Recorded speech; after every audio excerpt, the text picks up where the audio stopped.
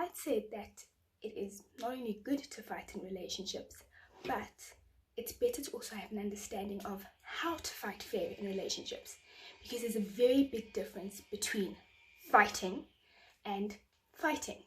And what we're here to learn is rather how to fight better with your words through communicating, as opposed to getting unnecessarily violent or hurtful to the other person. But before we start, let's go back to why is it good to fight in relationships? Remember that when you come and you meet someone that you don't know, the essence of it is that you're both coming from two different backgrounds. And what that means is it's different understandings of how to engage with other people, different understandings of why we engage with another person like that. But then also you end up taking that information and moving forward with it. And that you kind of use that more than anything with not only your friendships, but also more importantly, intimate relationships. So when you come and you meet someone who is from a completely different background, with their past experiences, past relationships, and past manners of understanding what works best for them in getting what they want or moving past a particular issue, sometimes there will be contestation. And so when you fight in a relationship, what it more than anything indicates is, number one, who the person really is. And what I mean by that is, what are their value systems? Is it that they're looking to fight in order to win, or are they looking to fight in order to get past it? And that's the second point, where we're trying to understand, when you fight, in your fighting manner, are you more trying to just be vindicated? And if a vindication is the outcome that your partner is looking for, then you know whether or not this is a good place to be or not. I always say that before you really get involved, or rather make a decision to get into a full commitment with someone, you've got to see them in, I'd say, two particular ways, or rather three ways. You've got to see the person sick, you've got to see the person drunk, and you've also got to see a person in a fighting space. Because in all three of those spaces, you see how a person resolves issues. Again, are they fighting or dealing with it in order to be the winner, to get the win, or is it a manner of us just trying to get past it?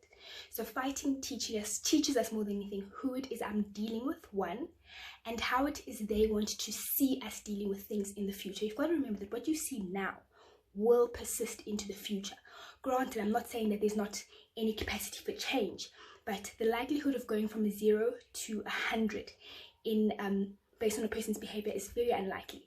There'll probably be about like a 5-degree difference, where if there's something that maybe you don't necessarily like or favor in a particular individual, the chances of it changing and getting better is about a 5-degree capacity from where it is they started, or it getting worse is about a 5 degree. So you've always got to give that level of difference in space, and that's what fighting does. So now it's about, how do we fight fair? And this is very important. We've always got to remember that when you're in a place where you are in an argumentative space with an individual, the root cause very often is based on the fact that I am feeling hurt. And hurt is then played out through anger, through violence, or through storming out and walking away. So how you fight fair is really 3 basic things. The first one being, figure out what it is you are really angry about. What that person did very often might not necessarily be the reason why you're angry. There's something else. You got to figure it out. Number 2, in the fighting fair part. So it's again, like I said, no. So 1, figure out what are you really angry about. Number 2, it's about learning how to understand why that then hurts you. Okay, because once you've had the first step of understanding what it is you're actually angry about, you then move on to level 2, or step 2, of why it actually hurts you. You are then more well equipped to get to step number 3, and that is just speaking about it.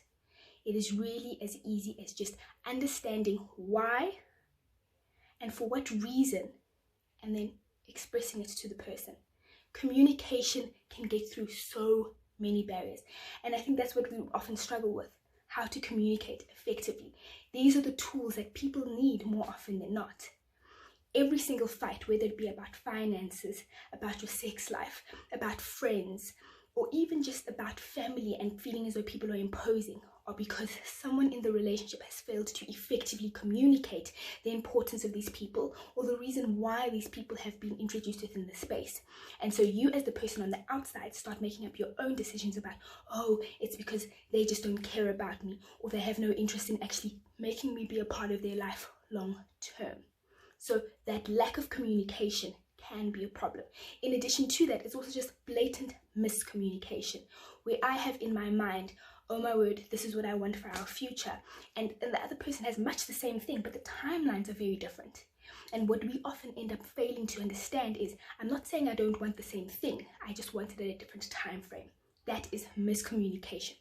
And what we tend to do is we take the negative. All we hear is, you don't want to be with me, you don't want to spend time with me, and that's not true. I think when I think about this particular lockdown right now, I am personally struggling with that. For those of you who are out there, lockdowning with your partner, it's great. At least you get to be close to the person. Great to an extent, because fights can definitely occur, but at least the proximity is a lot. But I often find myself being angry and hurt and feeling just so frustrated at the fact that I'm just not seeing the person the way I want. And what is helping me, at least right now, is trying my best to just communicate again. What am I angry about? Why is it making me angry? And then I can say to him, listen, I just miss you. Point blank. It always boils down very often, not all the time, but very often, to just a feeling of hurt. That's where the frustration, that's where the annoyance, that's where the feelings of being put aside and being left out of the equation often comes from. So you've got to just start off on that point. Why is it hurting you?